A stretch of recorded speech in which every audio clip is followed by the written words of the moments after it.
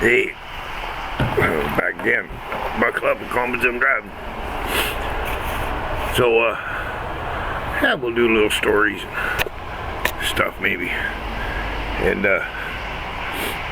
anyways, well, maybe 3 weeks ago, if you've been around here long enough, you'll know I raised my little granddaughter. Well, she started grade 7 this year, and so she goes to a junior high. You go from grade 7 to grade 12, junior high school, whatever you want to call it here in this little town. And last fall, before they started school, or the summertime, whenever it was, they had like an initiation evening at the high school. The kids to come, find out about all the school and that stuff. So I went with her, of course, and it was a weird experience. We're all sitting there in their auditorium listening to the principal and the teachers and counselors now. Basically, they're all blowing their own horns. And so I got to this one part about how you're supposed to dress for school and that. And I found it kind of, just hold on here, I'm going to try and pause the thing.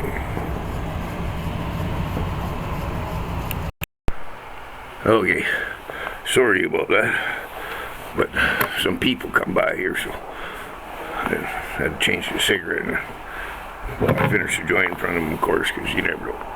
Anyways, so I was getting to, I got to the part about, how you should wear what they should be wearing, and it was wear what's appropriate for your workplace. And I thought to myself, well, son of a bitch, how many of these 12-year-olds have workplaces, and I thought that was kind of silly. Well, it isn't an indoctrination center, and they want to be good little workers. And you know who started the public school system was fucking old Rockefeller. So I'd said to my granddaughter, well, wouldn't it make more sense if it said, like, dress like you're going to your grandma's house, or heaven forbid, church? Right? And Savannah, she's pretty quick, so she looks at me and says, well, what if you're a stripper, old man?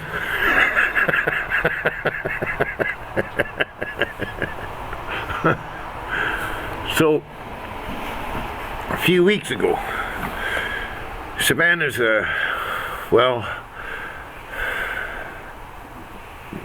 she's a rebel like old man, because obviously I've been raising her for 10 years, so of course she's gonna pick up some of my thinking and maybe not some of my habits, let's hope, but anyways, one day she said to my best friend, it's better to beg forgiveness than ask permission. Well, my buddy he fucking near fell out of his chair, and he looks at her and says, you learned that from old man, didn't you? Yeah. So anyways, I had to go to this meeting because I guess the kid for some reason gets a little anxious or something. It's too noisy in a classroom, and these classes now, they're like 80 minutes long, right? And I'll get into that in a minute here. But anyways, so she was having problems, so I had to go to a meeting with the counselors and the principal.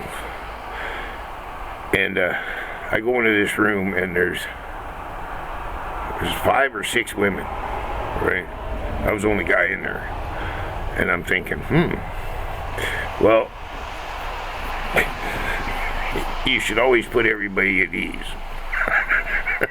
So the first thing I said was, the last time I was in a room with this many women, I was making good money.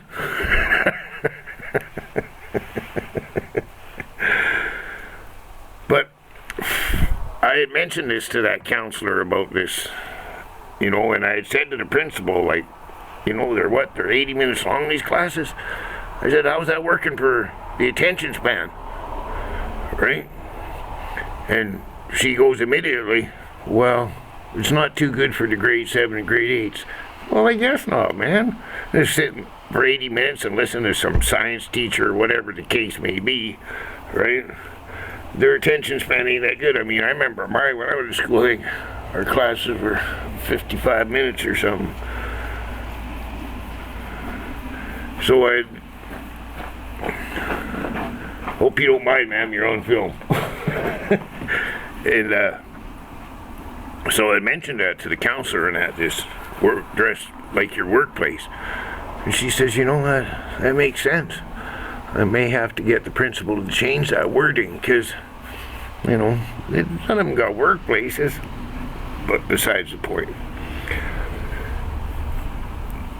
Well,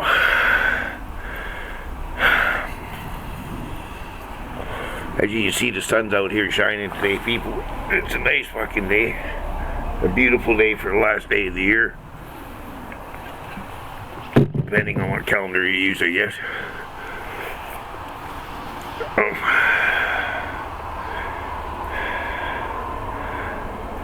Yeah, well, another fucking story, eh? Sorry, guys, I'm just thinking it. It's a beautiful day, man. It's really nice out here. I mean, there's snow everywhere, of course, but it's Canada in the winter. We'd be awful thirsty in August. We're in the snow here now, that's for goddamn sure. Well, let's do a little cop story. This one I've probably done a long time ago on a video, but we'll do it anyways. I was at this girl's house one time. I guess I was about, let's see, I'd probably been 17. Yeah, I'd say 17 then. Anyways, I was in the bedroom sleeping. There's a hell of a party going on, I guess. I don't know what I was there doing. I was either delivering or picking up some fucking thing. Anyways, this girl, she comes up. Jesus Christ, that sun's getting back. I'll put my fucking glasses on here. Well, this girl comes, wakes me up. She says, Dan, she says, there's cops at the door. Can you go deal with them? I guess everybody else was too fucked up to do that. So I got up and went to the back door. There's a window in the door. Cop standing on the other side of the door. He says, can you open the door? I said, no. He got a surprised look on his face. Says, well, can you move out of the way so we can kick the door in? No. What the fuck do you want? So he explains to me that somebody come to the party in a cab and didn't pay the cab. Well, fuck. I said, well, hold on. I walked in the living room and I says, who come here in a cab and didn't pay for it? Well, some guy sitting on the end of the couch or whatever raises his, oh, that was me. I walked over, grabbed him by the scruff of the neck, took him out to the door, opened the back door, threw him out the door, slammed the fucking door. There you go, cops. Problem solved, right? And who the fuck takes a cab they know they're not going to pay for it, takes it directly to the house they're going to? Take it to fucking 4 houses down the block or halfway down the block or something. You fucking idiots. Anyways, that was just a little story, and I hope you guys all have a good night tonight. Be safe. Don't get in any trouble. And if you do get in trouble, don't get fucking caught. Be safe, and as always, a cat.